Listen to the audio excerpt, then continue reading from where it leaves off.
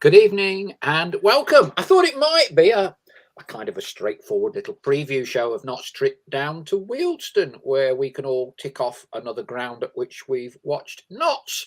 Um, Life is a lot of things in the National League, but seldom is it dull. Tonight, the news. Anthony Patterson will not be returning to Meadow Lane, at least not for the foreseeable future, and I suspect for the rest of the season. Your thoughts on that? And isn't it time the anonymous social media numpties, yes, we've got a few, gave Sam Slocum a break too? Excuse me. Our exclusive interview with Mark Ives, the National League General Manager, has created quite a stir. Ongoing talks about 3 promotion places with the EFL, the salary cap latest, and postponement protocols. Let's hear your thoughts and views on that. What did you make of it? We preview the trip to North London tomorrow evening with Wealdstone podcaster Adam Hills in part 2 of the programme from 7:30 this evening. And, of course, the fallout from James Rowe's suspension at Chesterfield, news that broke this afternoon. The Kel Roberts transfer that never was is now presumably and never will be. Paul Taylor, 23, got to start with James Rowe. Inspector 71, I bet they're not worrying about their frost covers now.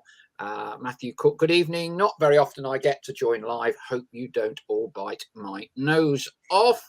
Welcome to Ellie Elvey, Chris Gosling.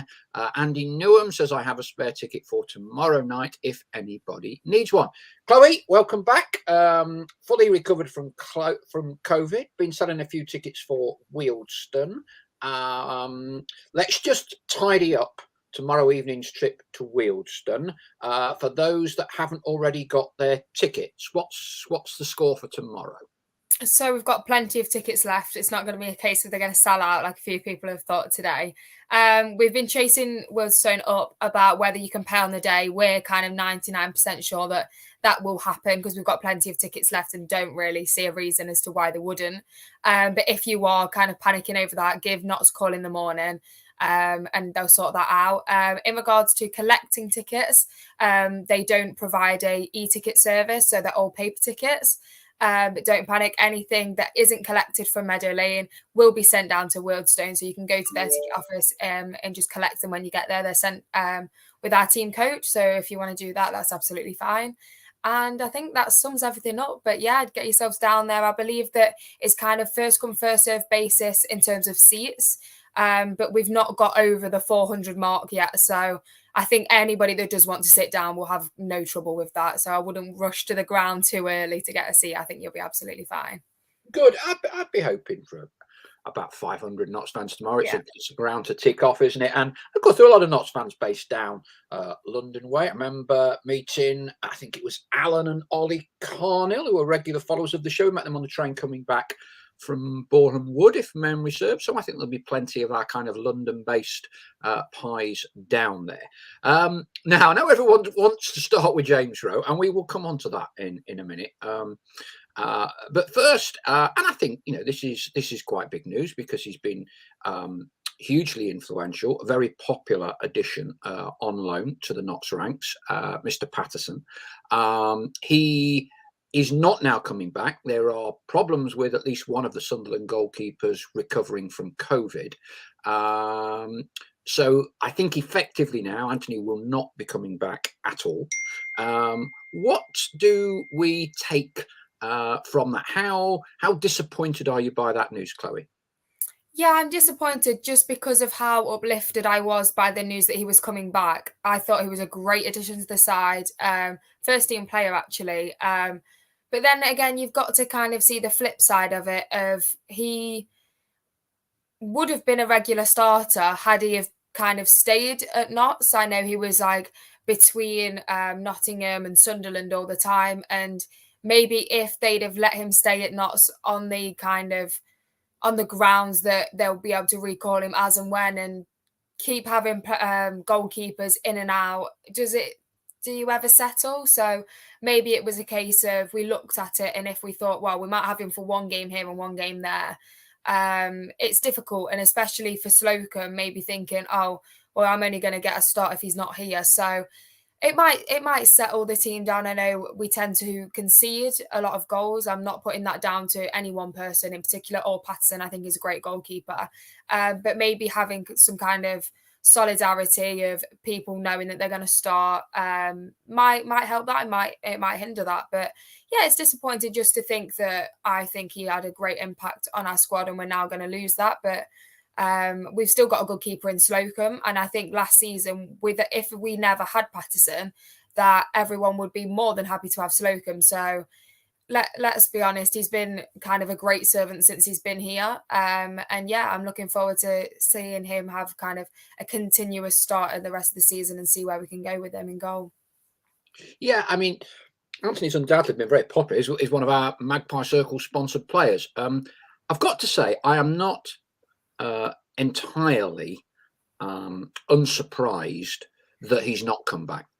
I think when you become or get into the starting lineup of a big club like Sunderland pushing for promotion, 2 divisions higher than Notts, and you're starting games, for me, that's a clear indication that Sunderland rate him, and he would appear to have got very good reviews when he started. I think the situation, and I guess 1 or 2 people will draw an analogy, for instance, with Ryan Yates, who was very instrumental when he came from Forest. The difference, I think, there was that Ryan was nowhere near getting in Forest team at that time under, I think it was Karanka. Clearly, Pato here is firmly in the mind of Lee Johnson. And I think if you've seen him play in first team action, I always thought we might have a problem here. We might have a problem here.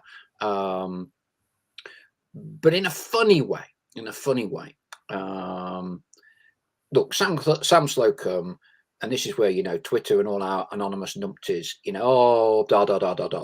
Sam Slocum is, for me and Pato, you would put in the top 5 or 6 keepers in this division, right? Both of them.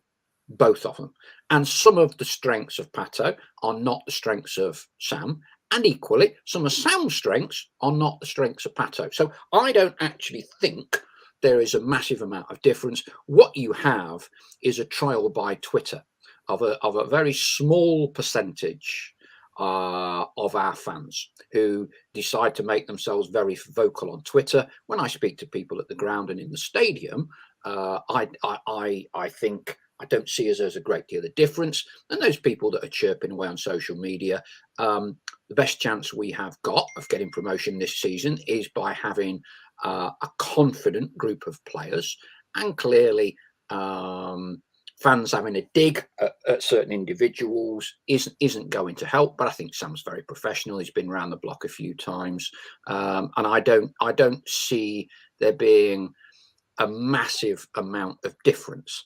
I think did Ian Birchin say that Pato's style of play is kicking, his distribution. Yeah, I think he would probably score on that. He would score on that. But I don't see it as the massive issue that 1 or 2 other people seem to think. And to be honest, when Pato's not been playing, we've been winning games. And that, for me, is the acid test. So we look forward to Sam being in goal tomorrow. Clean sheet, 3 points with a bit of luck. Paul Taylor says, in the 2 games Pato played for Sunderland, I believe he let in 3 in both games. Chris Gosling, the best thing Sam can do is not try and be Pato, just concentrate what he is good at. We've also had news today on Lewis Knight. He's gone back to Bradford Park Avenue from where we got him in the first place. So he's gone back on loan for the rest of the season. I'm sure we all hope he can get back to full fitness. Difficult time for Lewis, Chloe. I think we were both at Boston, weren't we? When that was his comeback game, wasn't it? And he pulled up fairly quickly, and one suspects, well, one knows that he's had a tough time with the hamstring issue. Yeah, absolutely. And I think we were both, well, especially disappointed when he kind of did pull his hamstring because it looked quite nasty at the time. And he actually started playing really well. And I think we were both kind of impressed. This was kind of really the first we'd seen of him. Got some good pace, good with the ball at his feet. And then I think he's came on, I can't remember for the life of me which game it was in. He came back and I think within 10 minutes he was injured again. So we've kind of not seen the best of him and what his actual ability is. But I think this is probably the best move for him personally and for Notts. See if he can keep his fitness up by playing some games, and it's going back somewhere that he knows and he's comfortable at. So hopefully he can get some kind of minutes under his belt, and we can reevaluate where his fitness is at. And maybe even at the end of this season or the beginning of next, we've kind of got a whole new player to add to the collection kind of thing that we don't really need to pay for because he's already here. So that's what I'm hoping for. But yeah, I hope that the kind of recovery process goes as well as it possibly can. He gets some minutes back in his belt and proves to everyone what he can do. Ian Birchall says, I'm more than happy with Sam for us for the remainder of the season. Andrew Blatherwick, we need to be supportive of all players. What else have we got? Dale Pikey, ever the optimist. We will buy Pato when we are back home in the EFL next season. Nice thought. Nice thought.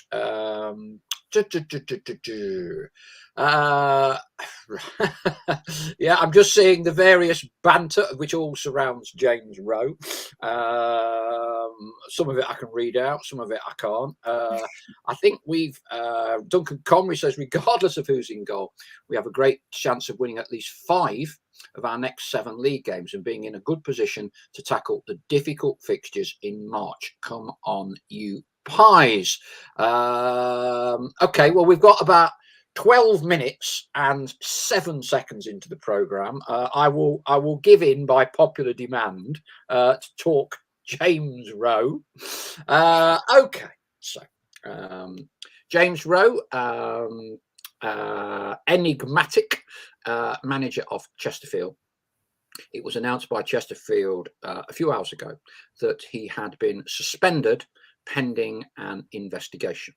Now, rules of the Magpie Circle, as opposed to the lawless badlands of Twitter and everywhere else on social media, we're not going to debate what he allegedly has and hasn't done. What I want to sort of get some thoughts and feedback on is the consequences and the fallout as it affects Notts and the rest of the promotion race. He has undoubtedly had a big impact at Chesterfield. He's a large part of what Chesterfield have done in their upturn of fortunes. What we're not delving into what he is and isn't supposed to have done, Chloe. How serious a repercussion, derailing, how does this affect Chesterfield and ultimately then affect us, Stockport, Wrexham, Boreham Wood and the rest? I mean, I can only guess that this isn't something, I'm not saying that it's gone on for a while, whatever it is, or whether it's kind of only just happened. But me looking at recent results made me think that it had already started having a negative impact on them. I saw they lost to Maidenhead, which, don't get me wrong, this is all helping us. We're now within touching distance. I think we can match them on points if we win our games in hand. I think we'd just be behind on goal difference. I mean, I think we've discussed before what type of manager we think James Rowe is, not personally, but just kind of in the football sense. And he seemed to be doing all the right things. They were flying and they were kind of the ones to beat at the time. We then had our game postponed, which obviously a lot of people weren't happy about. But this could go in our favour if it kind of starts to fall apart a little bit and the players aren't kind of coping without him. Obviously, we don't know whether he's going to be sacked. He might stay, and it might turn out that this investigation actually there's nothing to do with him, and someone's just kind of stirring the pot. So again, we don't know what's going to happen in that situation. But I imagine personally, from what what I've seen of him this season and what he's managed to do, he'll be a huge loss to them. It depends whether their assistant manager, I know he's in now for he's managing them for now, but I don't know whether that will continue on for the rest of the season or they're looking at someone else. I think it's all speculation because we've only just kind of heard about it a couple of hours ago. But I just can't imagine it not having a huge effect on them. I don't know whether it will make players want to leave if they had a good relationship with him and don't think that that they will progress under him. That could also impact massively. Losing a couple of players out of that side could have a massive impact, even if it's not Shamanga, who's obviously the star player at the minute and has been all season. But any players you take out of that side, and I think that cracks start to show. It's a difficult one because I think it's a completely different scenario to when our assistant manager Mo Ross left or was sacked or however you want to word it. I think that actually had a positive impact on us. We started kind of getting results together. Michael Doyle stepped up and has been great as a player and as a coach here. So that works really well for us. But when it's your manager, it's a completely different scenario. So I think that overall it is going to negatively impact them. And it could be a great thing that we've got to play them twice. I think the real difference this season might be if we can gain points on Chesterfield when we play against them, that could tip it over and definitely get us top 3 and then definitely fighting for top spot. So if that means that that's who we're picking points up against, I mean, it's great for us, but it's definitely difficult to speculate right now what's actually going on. And obviously they haven't got a game tomorrow I looked at. So it's hard to see whether they are unsettled. So I think you'll see a little bit more in the next few games. And obviously we'll find out more whether James Rowe is going to stay or whether he's being sacked and maybe what's gone off. But yeah, I think it's definitely had an impact and we'll see what kind of impact it's had in the next couple of weeks. Okay, Chloe. So plenty of points to think about and discuss there. Mr. Neil H.O. says, I need to build up, as in me, some other National League clubs on the Magpie Circle. Built up Chester Furlough the other week. They dropped 5 points out of 6 and suspended their manager. I shall big up Stockport tonight, okay? Because they are well and truly on a run, aren't they? Yeah. Dave Challoner going for a second successive promotion out of the National League. There you go. I'll big up Stockport. Let's see what happens with their next 2 games. I doubt they will quite implode as significantly, but we shall see. Hemfol says it benefits Notts massively. Chris Gosling says, my worry is if this was his persona and that he was disliked, his departure may give the squad the lift to get back on track. Ian Bertrand says, Chester need Paul Ince to steady the ship, just like John Sheridan at Oldham, I would imagine there. Chris Jordan says, Tim Flowers, I know Tim is a good lad, leads the betting, but only by a nose. There we go. Yeah, I mean,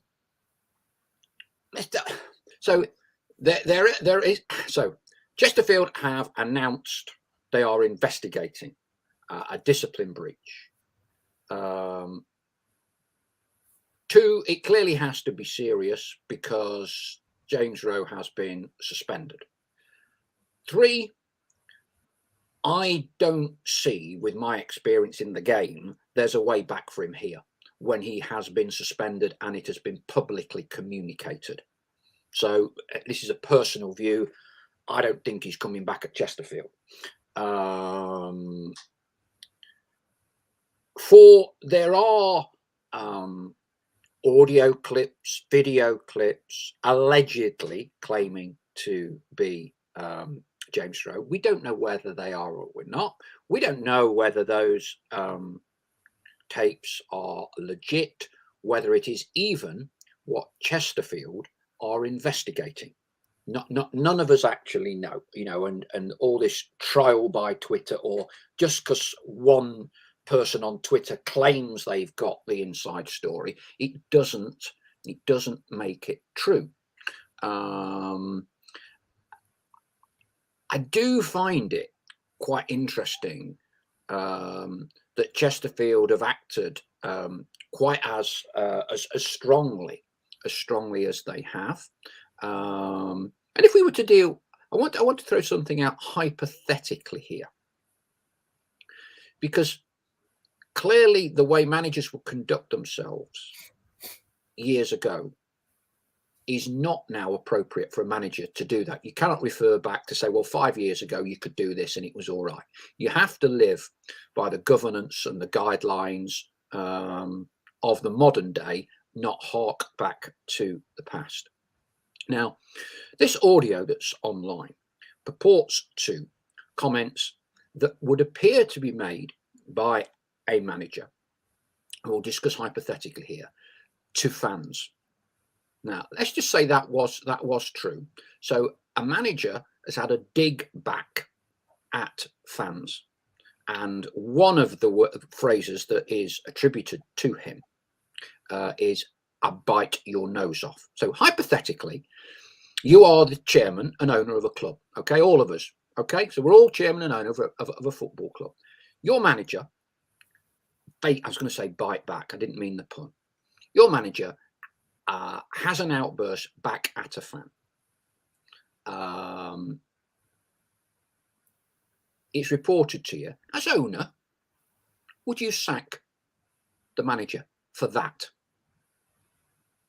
What do we think? Would you sack the manager for a verbal outburst at a fan? I'm not saying you should or you shouldn't. I'm just interested. What would you do if you were the owner of a club? Because I just wonder if in this particular scenario, there's a bit more. There's a bit more to it. Paul Taylor, 23, no. Do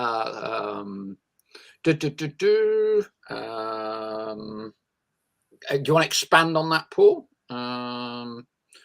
Max S says, no, that's nothing compared to other things. Joe Garner says, no, not with the season Chesterfield have had so far. There's more to this story. Ellie Elvey says, yes. Chloe, so we're clearly talking hypothetically here. You're the owner of a football club. Your manager has had a go back at fans. Okay? Do you sack him or don't you? It's a really difficult one. Pending an investigation. Yeah, it's a really difficult one. And like we say, just to reiterate, we don't know what's gone on. We don't know how long that this has gone on for. We don't know what else has happened, etc.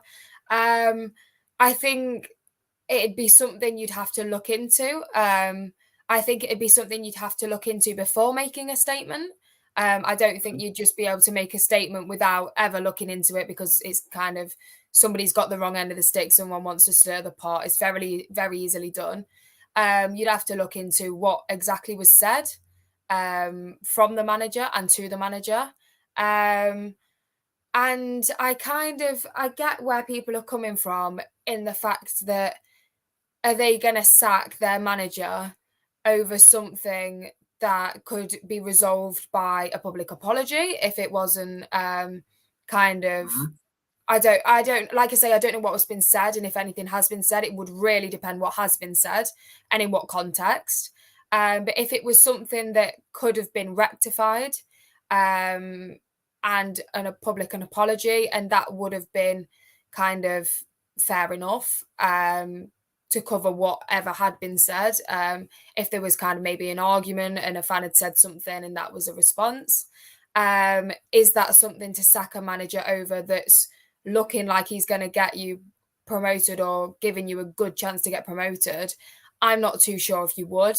I think that something must have definitely happened, and I don't think this would have been one person raising an issue. I think this would have had to have been raised by maybe a few people, because it must be so difficult if kind of one fan turns around and accuses someone of doing something.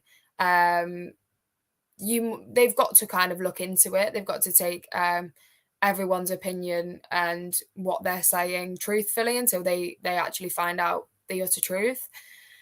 It must be so difficult, and it's so difficult to kind of respond to it when I don't know the situation. I think we would have all done the same with what happened with our assistant manager. I think Notts kind of did exactly the right thing and made the exact right statement and went about it very professionally. I think someone's commented on that earlier about how lucky we are to have our admin team and our backroom staff and our board members and our owners and everything. But I personally, like I say, again, it would depend what's happened and what's been said. But I don't think they'd have taken something lightly, especially to make a public statement about it, because that's allowing for speculation. That's allowing for these videos to come out and kind of be surfaced to everyone. It's a difficult one, and we're definitely going to see it unfold over the next few days. But I think they will have to release a statement. Like you say, I can't personally see him being reinstated as manager now that they've put a statement out. I know they haven't kind of made the investigation clear yet. But for argument's sake, they've investigated it and found that maybe this is not a sackable offence, whatever's happened. They're going to have to publicly state why they want to reinstate him, because people are going to want to know. Were fans going to trust him if they don't know what's happened? So it's a very difficult one. And I'm personally with you. I don't think there's any coming back from this now, because they'd have to kind of state everything that's happened. And I don't think they'll want to publicly go into details about it. So I personally think that he'll be leaving in the not so near future. Yeah, I mean, I think by going public, this would tend to suggest A, it's serious breach, and B, I think it's a hard way back.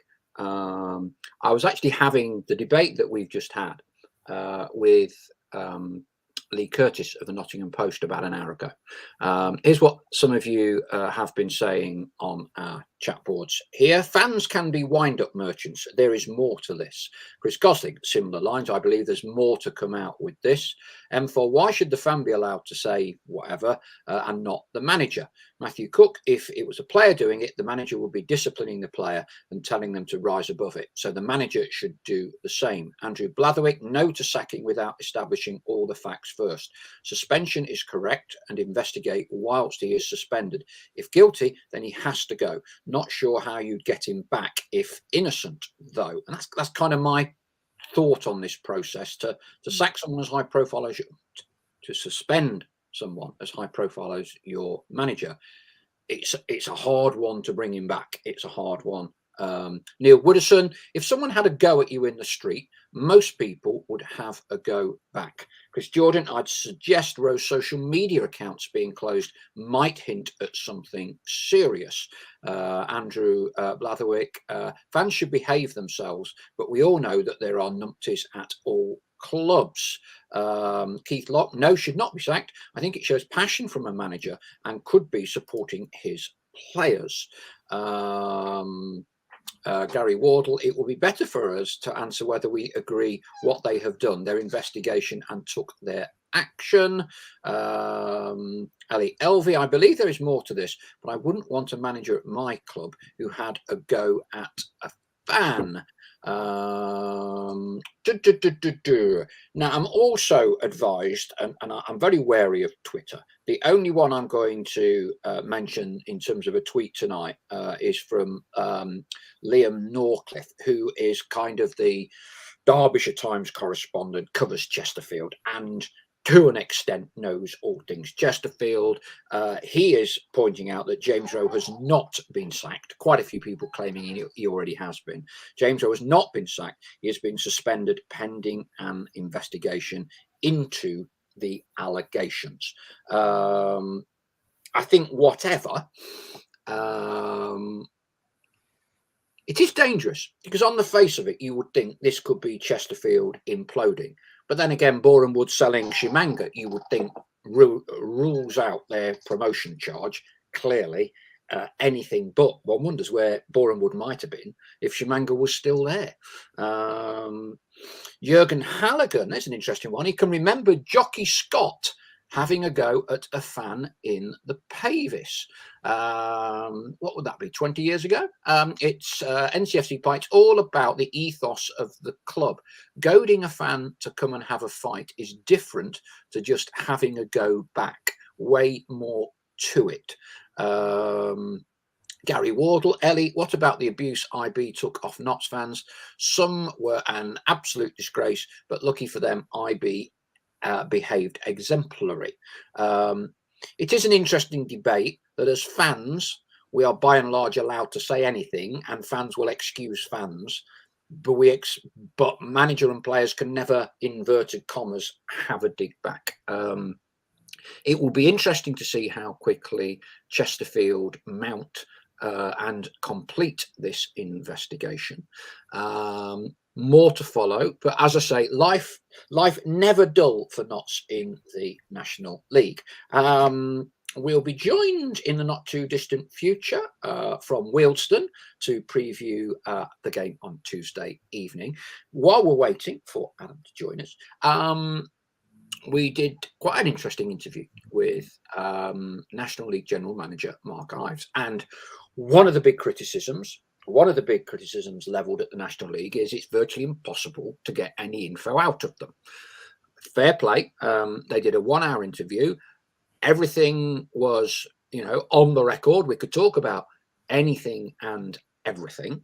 And one of the interesting things that Mark spoke about, aside from the postponements, in which he confirmed that both Kings Lynn and Dover are under review, for what happened, which kind of means, translated, under investigation.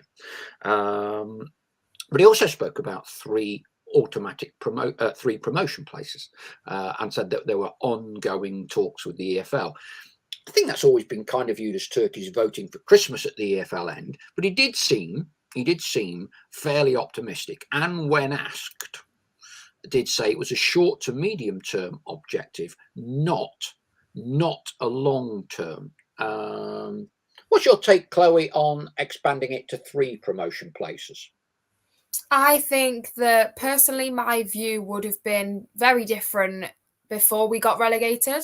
I didn't really know much about the National League. I probably watched a couple of games a season and probably the playoffs, and that'd be about it. Never really had any affiliation to the National League, or the conference as it used to be called, until I personally have spent 3 seasons down here, going home and away. It's very difficult, and I think that everyone can see the facts are there if you want to look at the TV viewing and the gates and kind of just how important the National League has become. You've got players that you would never have seen the light of in the National League even 5 years ago. Managers, the money that's being spent. I think the National League could put together a whole presentation to the EFL to be like, there needs to be kind of them 3 places.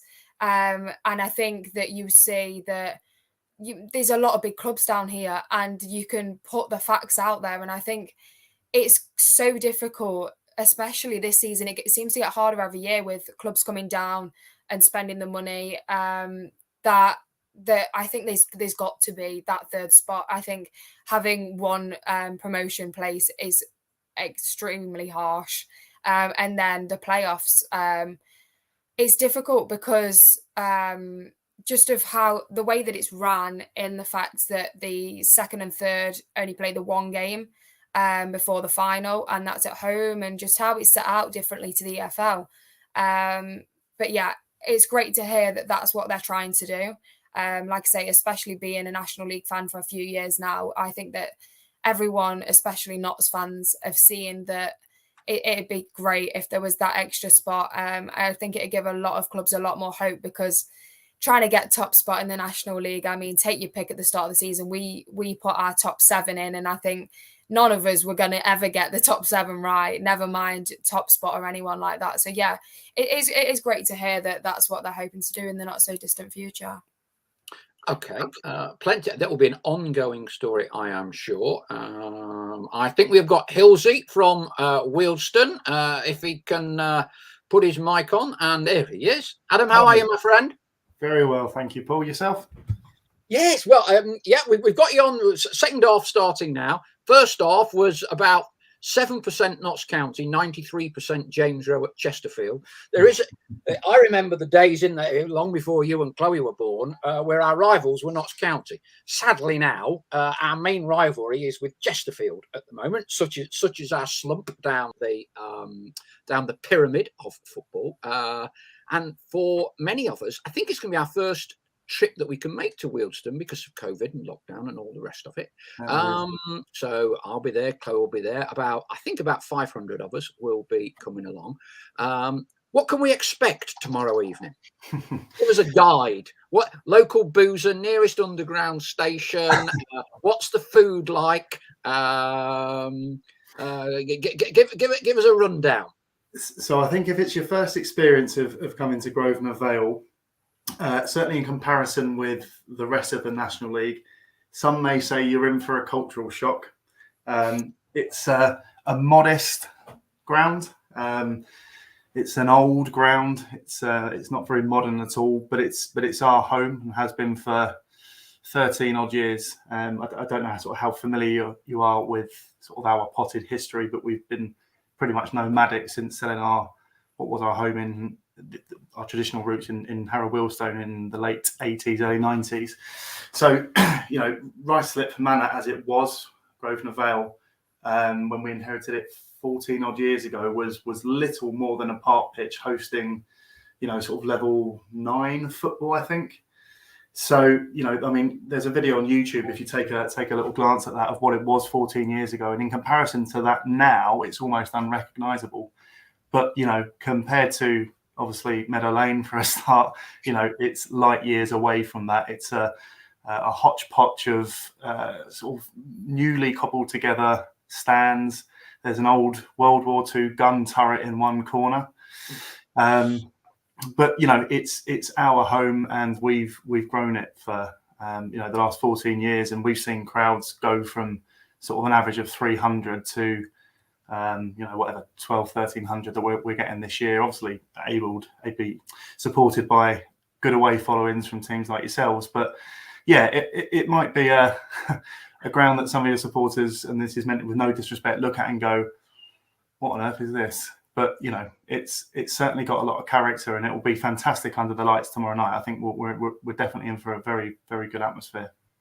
Now, in terms of the modern history of Wealdstone, it's been very much a progressive curve. And I'm not sure whether you're classed as you've got the name, but I don't know whether you actually went bust at any point. But Wealdstone in 70s, 80s, the early days of the Alliance Premier League, whatever it was, you were in that league. Stuart Pearce is in your alumni. Vinnie Jones is in your alumni. I think Dave Bassett was there for a bit. Stuart Pearce talks about being a 16 or 17-year-old. I don't know if he got the first season up into the Alliance Premier, which is the National League now, Panorama, Vauxhall, call it whatever you will. So you were, a major player at that point at that level. Absolutely. But then was it cash issues and whatever, and you've basically had to rebuild in the last 5, 6, 7, 8 years? It's a lot longer than that, but you're absolutely right. So we proudly, first of all, to address one of your points, we are still the original club that's created in 1899. We are very proud of that because there's a lot of clubs that have gone to the wall, that have reformed, your AFCs, so our supporter base is very proud that they have kept the club going through very, very difficult times. So the ground was sold, I say the late 80s, early 90s. We hit rock bottom. We took voluntary demotion at one point that took us down to what was the old Isthmian League Division 3. And, you sort of turn about an upward curve since then. There will be people that you'll no doubt speak to tomorrow night that could tell you that hasn't felt always like an upward curve because, we've been to some real, park football. It basically was back in the sort of the early to mid 90s. They did a number of ground shares, Vicarage Road, one of them. Then we played at Yedding, at Northwood, and then settled on an Edgware as well in the sort of the early 2000s, and then settled in Ruislip, which actually, of course, if you know your sort of your London geography, Ruislip is in the London Borough of Hillingdon, whereas Wealdstone traditionally is from the London Borough of Harrow.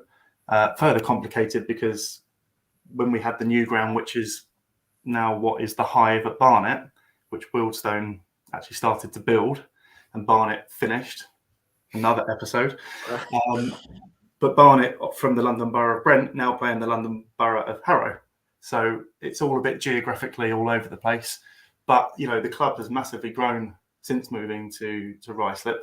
The ground is right slap bang in the middle of a very big residential area, with a huge football appetite. And I'm sure we'll come on to talk about this season, but we beat Barnet at our place back in November in front of 2,700 something.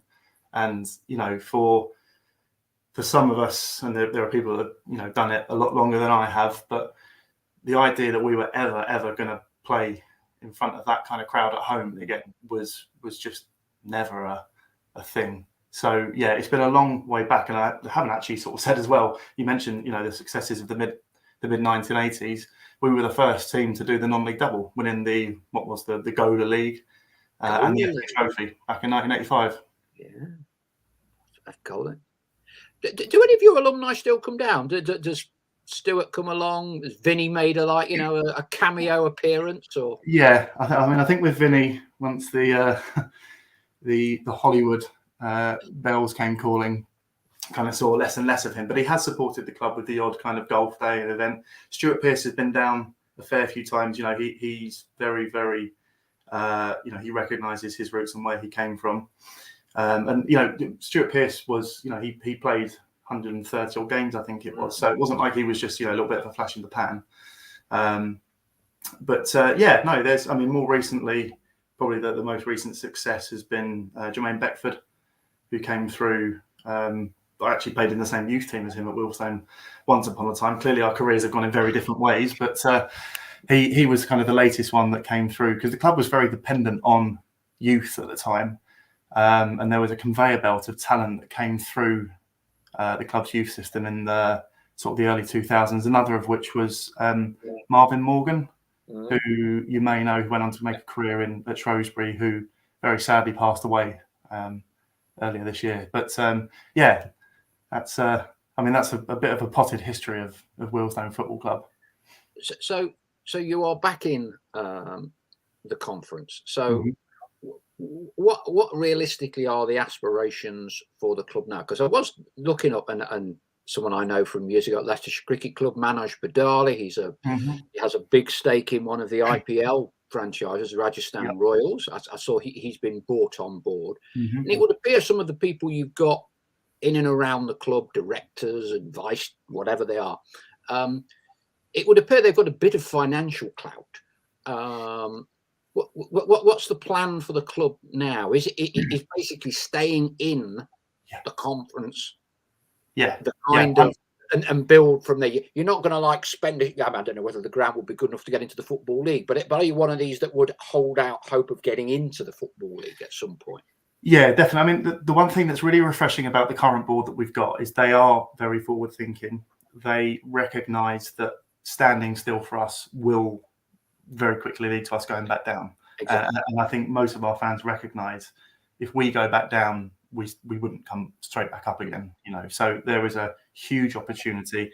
The goal for this year is stay up at all costs. If we finish fourth bottom, fifth bottom, fourth bottom, by one goal, 1 point, whatever it takes, that will be deemed a success. On the face of it, looking at the league table at the moment, we are fourth bottom, but there's a bit of a gap that's developed between ourselves and the bottom three, which I think is Weymouth directly but beneath us. But the form we're on at the moment, there is nervousness. We had a really good run October, November time, and we've done bugger all since then, quite frankly. And in terms of you mentioned there the investment, that's very new to everyone still. That was kind of only really announced last week. Again, I think it had been bubbling away in the background. So you mentioned Manoj Badal. Really exciting. He's a decent guy, to be fair. He's been pretty successul, Yeah, I've known him for about 20 years. Yeah. Yeah, and he is a Wealdstone boy. So he's from the area. Yeah. He went to, I'm probably going to get someone telling me I've just said this wrong, but he went to, I think, Old Salvatorians in Harrow. And he knows some of our fans, kind of went to school with him as well. So, he has, I say Wealdstone in his blood, it has been there for a while. Yeah. And his involvement is exciting. You mentioned about Rajasthan Royals, looking at what they've done from an academy perspective, is very interesting, and whether that can be applied across with those kind of models, who knows? But he's certainly coming on to add a wealth of business experience as well, not just financially. And again, I'm not going to sort of say what these guys are doing because I don't know the details of it. But I think he and the rest of the board recognise that the ground as it currently is, which we don't own, we've battled really since we moved in there as tenants to try and get an extended lease, which we struggle to get. So realistically, if we ever harvest ambitions of really becoming successful in the conference and potentially one day down the line looking at EFL, it's unlikely it's going to be in that ground. So, the number one priority for the board of directors currently is obviously keep the club alive and afloat at its current level. But very close behind that is that long-term future, and that's likely to be away from Grosvenor Vale. Okay. Now then, you'll probably cringe, but obviously we've had some of our people on our message boards. You're one of the rare clubs where you have a fan who is kind of, Yeah. I hesitate to use the word famous, but there is as much awareness of the name of one of your fans. Yeah. You know what I mean, don't you, Chloe? Who am I referring to? I want to say Wealdstone Raider. Yes, well done. Put you on the spot, wasn't rehearsed. The Wealdstone Raider. Hilsey. So come on, is he one of your mates? Is he one of your drinking buddies or what? The day he became famous away at Whitehawk back in, whenever that was, 2014, I think it was. I was actually with him the day that we got the train down to Brighton, that all happened. The really strange thing was that game happened, went off without a hitch. Someone chucked it on the internet. There was a little bit of a furore about it. And it went quiet for a year. And it was a year later. Somehow, someone famous must have shared it or tweeted it. And it just ballooned a year later to the point where he was, going to open nightclubs. And if you remember, he recorded a Christmas song that got to number 4 of the Christmas chart. So, it's obviously... the whole subject of you've got no fans and you want some was obviously sort of a slightly aggressive thing and blah, blah, blah. But take that aside, he actually raised a hell of a lot of money for charities. His popularity at that point in time was almost unfathomable. But he's still around. He still comes. He still has people that come and ask him for a photo. And he's a great guy, Gordon. He's about 4 foot tall and 4 stone dripping wet. He's a tiny, slight guy, and I think that was what a lot of the furore came about it with this, this little guy sitting there saying you want some and all that. But there comes obviously the negative byproducts of that, where people think we are actually called the Wealdstone Raiders, like some American football team or something. But do you know what? Like, I mean, he. They say there's no such thing as bad publicity, but he really put the name of Wealdstone Football Club around nearly 10 years ago now. He's still knocking around and he's still very popular. And I mean, I'm trying to think who it was last year. Like, load of lads from like Scunthorpe had come down to our game specifically to see him. And so he still has a bit of a touristy draw. Yeah, I'm sure some of our Notts faithful will be looking out for him tomorrow. I'm sure we'll come on to the important thing on the pitch in a minute. But I think in the last kind of few weeks and months, weeks really, there's been a massive debate on football food, hasn't there? It seems to football food, football grounds, goes viral, all this stuff. I mean, obviously a lot of our Notts fans will be heading straight down there from work, getting to that. What's the food and what's the grub and the refreshment scenario like there? So, I mean, it's not great. One of the things about the ground is it's really kind of inaccessible to move around. So where your guys will be in the away end. So the ground's on a big slope for a start. So you're at the top end of that slope. There's a big covered stand there that was built probably 3 years ago now. And then next to this little gun turret, there's a tiny little standing terrace. And there's a little bit tucked around the side. And in that corner next to the stand is Lynn's Gourmet Burgers, which are not actually, do you know what? Not bad. I've had a lot worse than Lynn's Gourmet Burgers. They're reasonably priced. I think you can get a meal deal for I think it's about £5.56 where you can get a decent burger or bacon roll with some chips. It's certainly not haute cuisine in any way, but when there's perhaps limited availability, it will fill a hole, so to speak. Chloe, are you going to put an advance order in for Lynn's Gourmet Burgers? It depends what time we get there, but so yeah, possibly. But like you say, I'm sure it won't be the worst I've had at a ground by far, because there's been a few bad ones this season. I tell you what, it can't be worse than what we had at Chesterfield. We were up there on the first day of the season, and bear in mind for us, that was obviously our first game where fans could attend. Yeah, and we've rocked up at their Technique, whatever the ground's called now. We're sitting there going, why are we here? Like, this is completely new to us, going to an all-seater stadium where basically the away concourse behind the goal was bigger than one of our stands and all that kind of stuff. And it's just like, what is this? But we ended up with a pint of Carlin where there was about that much head on it, and a pie that was you could have put through someone's window as a brick. It was horrible. So we're not as bad as that, I promise that. Hey, that's good. Hey, look, we've had a bit of a laugh. So on the pitch, what can who do we look out from your guys? I mean, if I remember right, was it last year? You were incredibly entertaining. There were goals at either end, all over the place for a sort of a certain spate of the season, wasn't there? It started that way, yeah. So we started last season obviously behind closed doors with Dean Brennan and the majority of the squad that took us up from the Conference South, and we won. I say we won points per game. We won it. We won that playing really entertaining football. I remember one of the last games before the pandemic hit, we went down to Havant, who were our main title challengers, beat them 4-2. And I think the first goal we scored there was our left back swinging it across and our right back scoring a bullet header. We were that kind of team, fullbacks bombing on. Really, really, really entertaining stuff. Beat Bath City 7-0. We were scoring goals for fun. And I think maybe we were underestimated a little bit at the start of last season. Yeah. Although actually, I'm trying to think about it, I think we struggled the first few games, but then we went on a run. We won 5 or 6 in a row, and suddenly we were second in the league at one point. Yeah. And obviously, the season ended up being a bit of a farce because of the lack of relegation. But I mean, after Dean Brennan went in, I think December time, we had a torrid second half to that season. And it was very difficult because his assistant, who is now our manager, Stuart Maynard, we cut costs, we furloughed players. We were just desperate to get the season done. Yeah. It put the club in a very, very difficult financial situation. And you look at what Dover did, and obviously it's going to cost them their league position this year. Yeah. But it also saved them, probably in comparison to us. I think they got a £40,000 fine. But I mean, it cost us $300,000 to finish last season. Yeah. Yeah. So, for a club like us, that's not, loose change. That's serious money for us.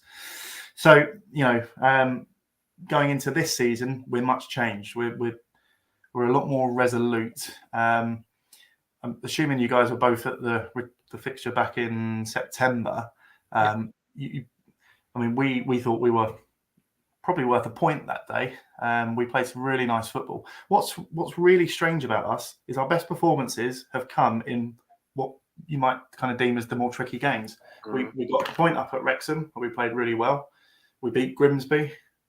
We were unlucky to lose 3-2 at you, where I think we played our most expansive football. Yeah, but that's dried up, especially at home. We've really struggled of late to impose ourselves on games. I shared an interesting stat, quite sickening stat, really. If you take out, we've beaten Dover 2-1 and 3-2 in the last couple of months.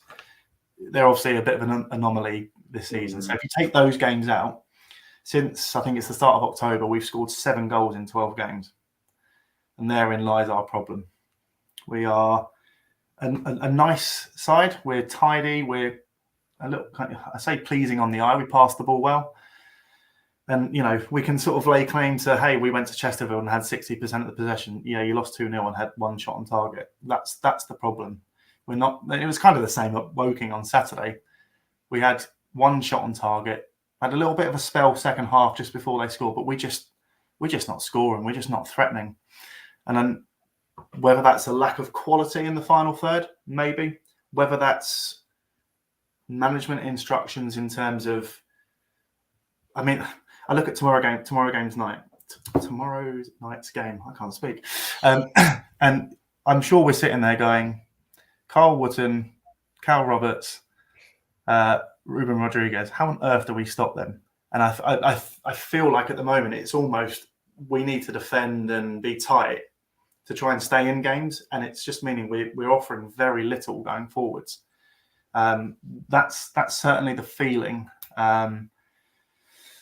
Whether that changes tomorrow night, hey, Grimsby came down when they were, I think, top at the time, and we beat them 1-0. So, we are capable.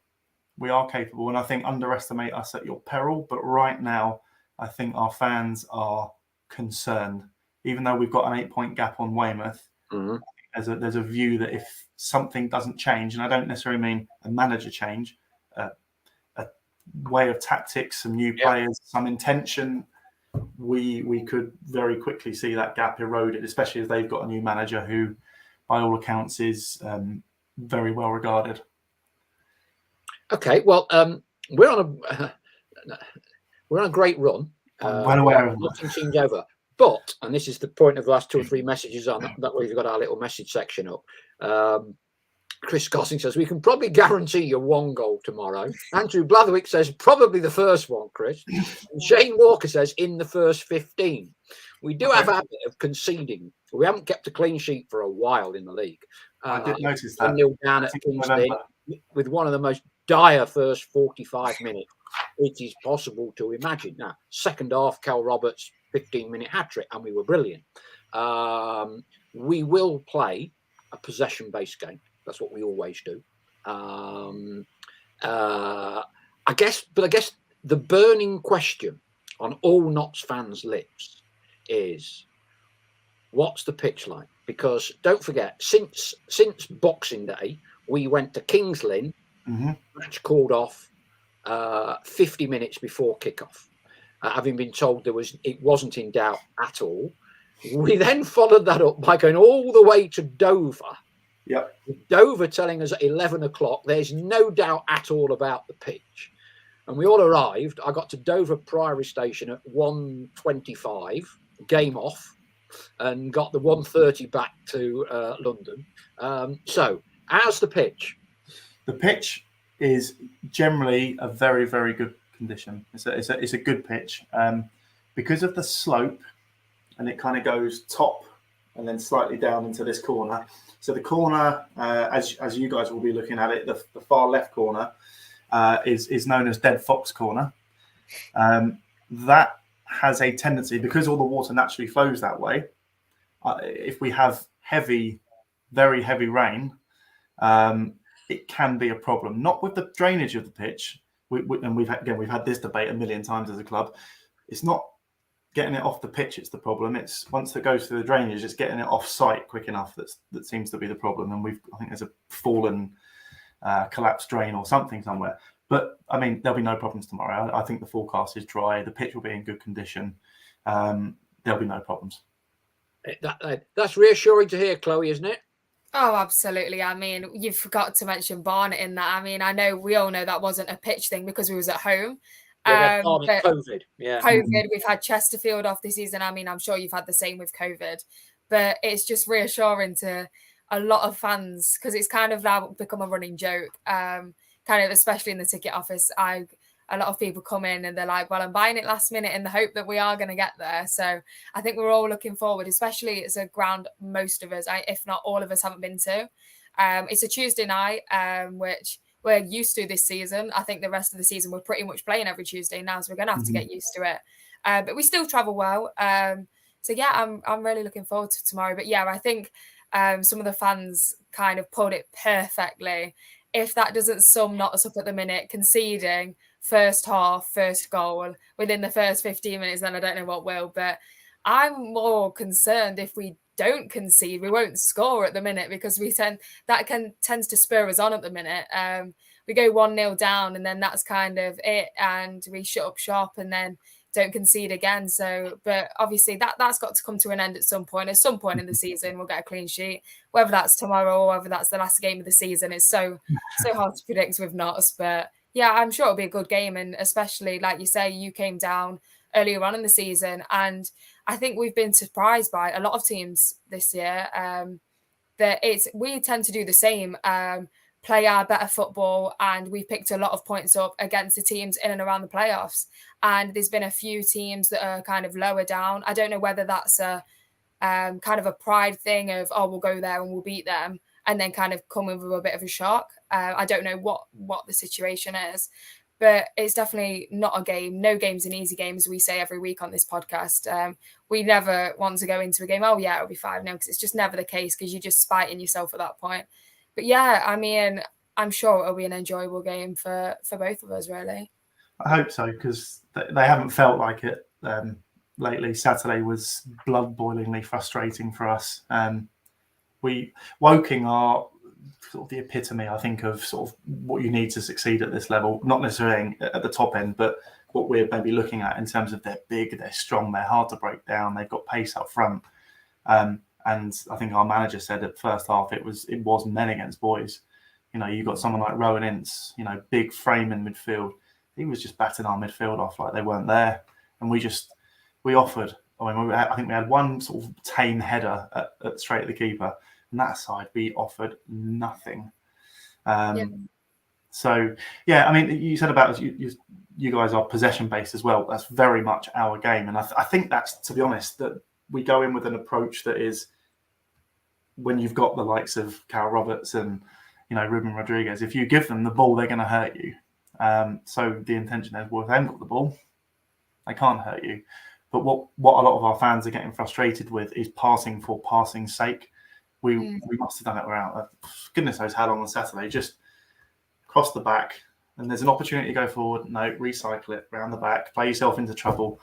And it's, yeah, there's been a lot of patience and goodwill with the management team, because we recognise, most of us recognise, that the objective of the season is to stay up, and so far we are well on track to doing that.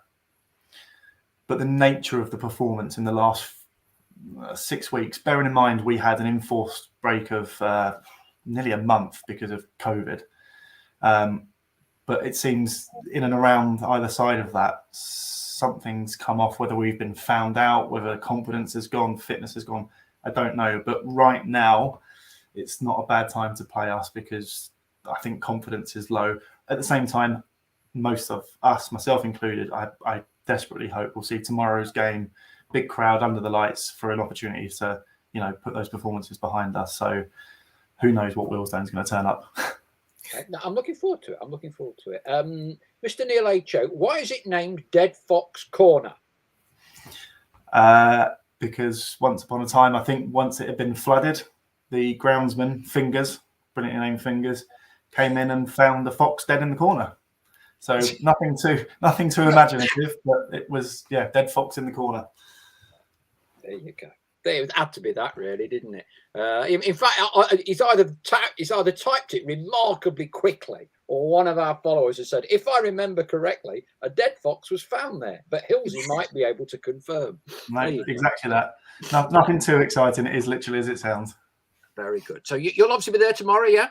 Yeah, I'll be there. So I'm part of the media team with the guys. So we'll hopefully be doing a little bit of sort of pre-match analysis and you know, trying to get everyone going, hitting the social media to try and get as many people through the gate as possible. But I mean, the one thing I will promise you tomorrow night, Tuesday night under the lights at Grosvenor Vale is decent atmosphere wise, because you kind of got the houses all the way around.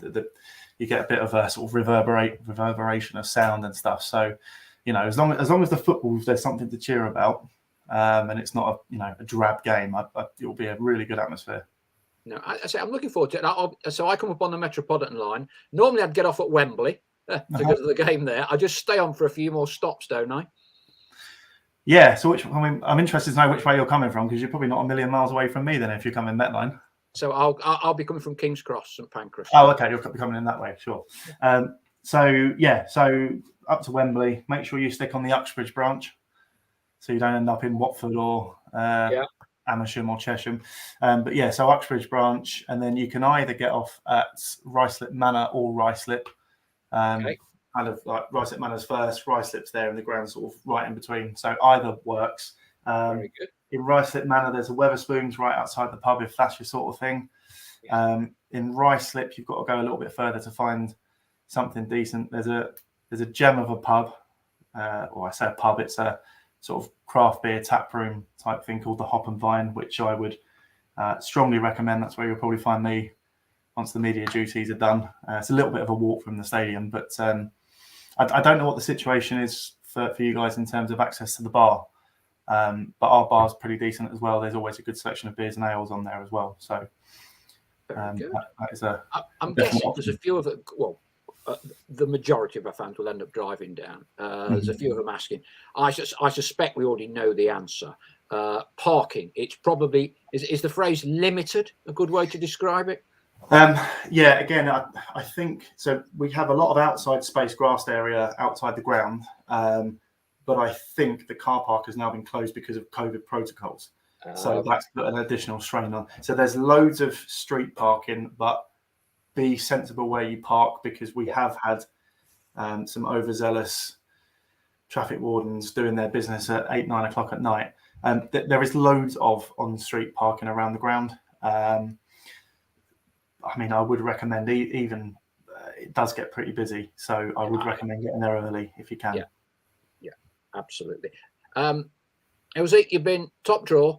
Thank you for giving a potted history, rundown of where to drink, where to park, where to eat tomorrow. So we're looking forward to coming down. We're looking forward to coming down with, I think, without the kiss of death and a freak monsoon in northwest London, a certain amount of confidence that the game will be going ahead as planned, and we don't need to worry about it and be strapped to social media. I think I'm right in saying this will be the first time fans are allowed at this fixture for Notts. So Yep. that will certainly help you with your social media outreach and getting as many in as possible, because whenever we go to a new ground, like most clubs, you will get a lot of fans making that pilgrimage because, you know, it is the first time. It has to be a new ground. And with Notts having been now in all 5 divisions, you know, the real aficionados, like myself and some of them many more than me, you know, you are looking at quite a few Notts fans that will have clocked up over 150, 160 different league game grounds, you know, because that is one of the kind of things Notts have historically bounced around all the divisions. Yeah. So this is new territory for us. No, fair play. I mean, there's a bit of a line of thought sometimes with us in this league of almost pinching ourselves, because this National League, this conference, is very different to what it was when we were last in it 30 years ago. Exactly. This to me, this is a full-time. This is a League One or League Two. You know, there are so many big clubs in this, and for us, the idea of hosting Notts County is just madness. There is actually, so I'm just thinking, inside our clubhouse, again, whether you guys are allowed in there or not, I don't know what the deal is tomorrow, but I'm sure there's some memorabilia from the Anglo-Italian Cup back in the 60s, 70s that has Wealdstone and Notts County involved somewhere. So keep your eyes open for that as well, because that's pretty cool. Really? Well, you see, the quiz question here is that we are in the modern era, and it depends where you draw the line. In the modern era, we are much more successful in Europe, winning European trophies than that lot across the river, because they have to go back, right, to, I don't know, 79, 80, 81, when they won some tin pot European trophy, right? Us, right, dominated the Anglo-Italian trophy, dominated it. Yeah, and we lost in the final against, I've got to remember which way around it is now. Brescia lost and beat Ascoli. I think that's the right one. Anyway, we won the Anglo-Italian Cup at Wembley in the 90s. And wait for this, in 1978, we got to the final of the Anglo-Italian Cup. Lost Do you know which powerhouse team we lost to in the Anglo-Italian Cup final in 1978? See, this is what I think might be something on the wall. I want to say it's something like Cremonese, Reggiana, something like that. Hey, sorry, I've sold you complete pup. It is a European competition. I'm getting away with myself. It was the Anglo-Scottish Cup. Oh, okay. Right? And Chesterfield played Rangers in the other semi-final, right? So we're all thinking two-legged final against Rangers would be brilliant. Chesterfield beat Rangers. So the two-legged final of the Anglo-Scottish Cup in 1978-79 was against Chesterfield, and we lost. There you go. Oh dear. That's our European history. So it's a lot better than ours. Ours was venturing to play Douai in France, which Harrow is twinned with back in the 80s, I think. That's about, and obviously that was a friendly. But you know. And obviously I'd forgot we opened Juventus's ground by invitation. Yeah, I mean that's a pretty cool claim to fame, right? You know, so anyway, from opening Juventus's stadium in 2011-12 to Grosvenor Field in Ruislip, yes, tomorrow night. Grosvenor Vale, yeah. Grosvenor, I can't even get the bloody going right. Grosvenor Vale. Elsie, thank you ever so much. We'll look out for you tomorrow night. Chloe, thank you as always for taking part. We will all meet at the far post or whatever in the away end tomorrow evening. Elsie, thank you ever so much for taking the time out. Thanks for the and let's just hope for 90 minutes. We will take 90 minutes as opposed to a failed pitch inspection, which I'm sure will not be the case. I'm sure we'll be fine. Look forward to seeing you guys there. All right. Take care. Bye-bye. Cheers, all. Bye.